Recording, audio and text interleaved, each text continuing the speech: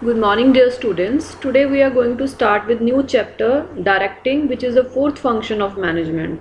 Today we are going to do introduction, features and importance of this function. Dear students, after preparing plans, designing the organization structure and arranging necessary human force, the next major managerial function is to direct the activities of employees. Directing aims to ensure that activities of all employees are mobilized towards organization goals.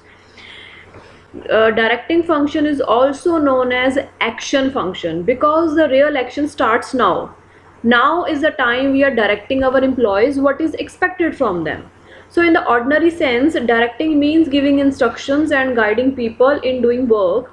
In our daily life, we come across many situations like a hotel owner directing his employees to complete certain activities for organizing a function, a teacher directing his students to complete an assignment, a film director directing the artist about how they should act in the films, etc. So in all the situations we can observe that directing is done to achieve some predetermined objectives.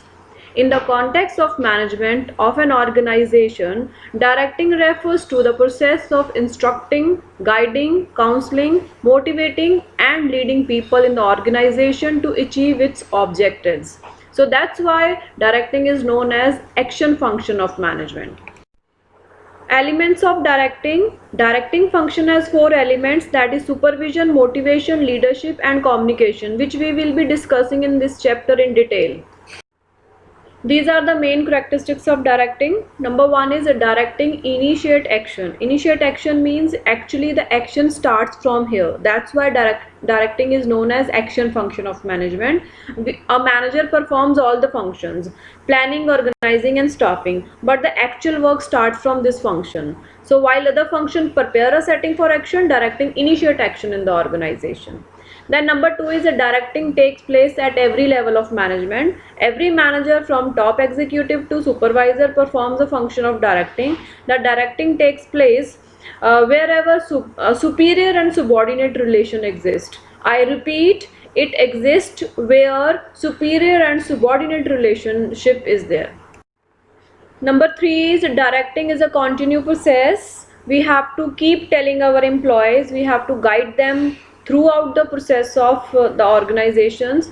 So directing is a continuous activity. It takes place throughout the life of the organization, irrespective of people occupying managerial positions. We can observe in the organization like Infosys, Tata, and the managers may change, but the directing process continues because without directing the organization activities cannot continue further. Number four is the directing flows from top to bottom, means it is not from bottom to top. Every time we are giving instruction, it should come from the senior to the immediate subordinate. So directing is the first initiated at the top level and flows to the bottom through organization hierarchy. It means that every manager can direct his immediate subordinates and take instructions from his immediate boss. Always boss should be giving instructions to the subordinate. Importance of directing function. Number one is directing helps to initiate action by people in the organization towards attainment of desired objectives. For example, if a supervisor guides his subordinates and clarifies their doubts in performing a task, it will help the worker to achieve work targets given to him. So in this way it initiates the actions. Number two is directing integrates employees' efforts. So group efforts are integrated by directing in the organization in such a way that every individual effort contributes to the organization performance. Thus, it ensures that the individual work for organizational goals.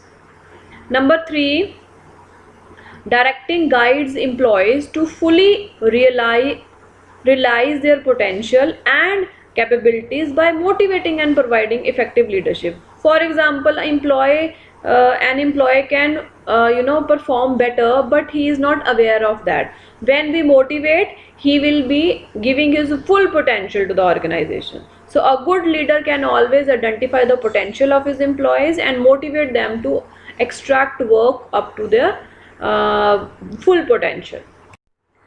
Then directing facilitates introduction of needed changes in the organization. As you know, business environment is changing and we have to change our organization whenever there is any change in the environment. So generally people have a tendency to resist change in the organization.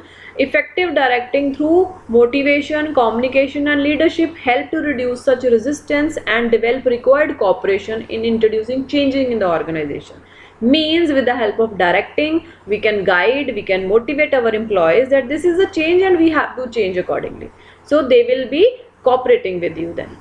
Number 5, effective directing helps to bring stability and balance in the organization since it fosters cooperation and commitment among the people and helps to achieve balance among various groups, activities and departments. That's all for today. Thank you. Have a nice day.